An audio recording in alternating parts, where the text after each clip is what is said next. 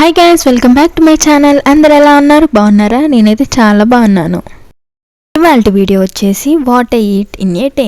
Morning వచ్చేసి 2 fruits తిన్నాను, ఒక పొమగ్రానైట్ అండ్ ఒక ఆరెంజ్ తిన్నాను. ఆఫ్టర్నూన్ వచ్చేసి ఒక స్పెషల్ ఎగ్ కర్రీ ప్రిపేర్ చేశాను. ఇదైతే నా రెసిపీ కాదు, ఇన్స్టాలో చూసి ట్రై చేశాను. టేస్ట్ అయితే అదిరిపోయింది. ఈ రెసిపీకి వచ్చేసి నేనైతే ఆనియన్స్, పచ్చిమిర్చి అలాగే టొమాటో కట్ చేసుకుంటున్నాను. మీకు తగ్గట్టు మీరు తీసుకోండి, ఎంతమందికి సరిపోవాలో అలా. నాన్ వెజ్ అయితే చాలా పర్ఫెక్ట్గా అండ్ సూపర్గా కుదిరింది నేను వండితే. అదే వెజ్ అనుకో యావరేజ్గా అనిపిస్తుంది నాకే. నాన్ వెజ్ ఎక్కువగా వండటం వల్లనో ఏమో తెలియదు కానీ చాలా పర్ఫెక్ట్గా కుదిరిపోయింది. ఎట్లా చేసినా చాలా బాగుంటుంది. అదేంటో ఏమో, ఇలా మీకు కూడా జరిగిందా ఎప్పుడైనా?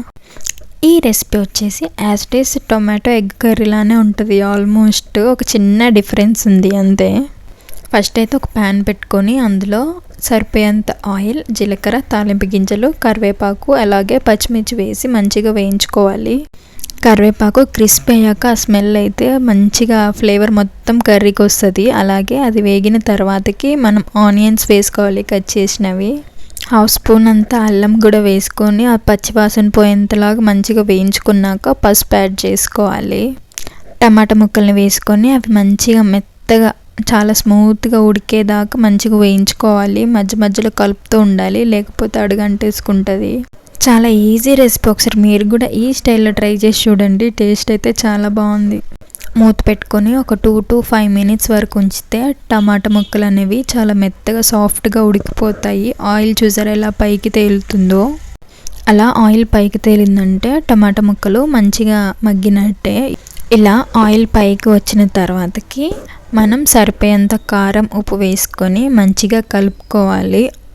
నాకు తెలిసినంతవరకు ఏ కర్రీ అయినా టేస్ట్ ఉండాలంటే కారం అలాగే ఉప్పు సరిపోయేంత వేసుకుంటే చాలు. ఎలాంటి మసాలాలు కూడా అవసరం లేదు. టేస్ట్ అయితే చాలా బాగుంటుంది.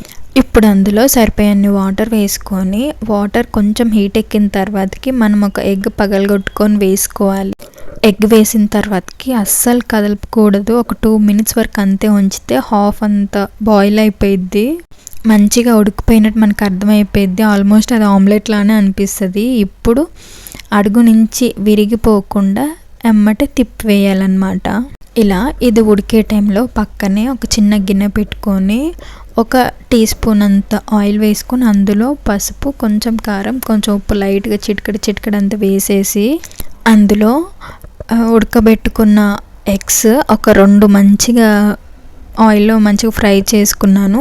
అవి తీసేసి ఈ కర్రీ ఉడికేటప్పుడు వేస్తే ఈ కర్రీ ఫ్లేవర్ మొత్తం ఎగ్స్కి వచ్చేస్తుంది. మా అమ్మ ఊరి నుంచి వచ్చినప్పుడు కొర్రీ పచ్చడి తీసుకొని వచ్చింది. అది ఇంకా తాలింపు పెట్టలేదు. ఇక ఈవినింగ్ టైంలో ఖాళీగా ఉన్నా అనేసి తాలింపు పెట్టేశాను కొర్రీ పచ్చడి. టేస్ట్ చాలా బాగుంది.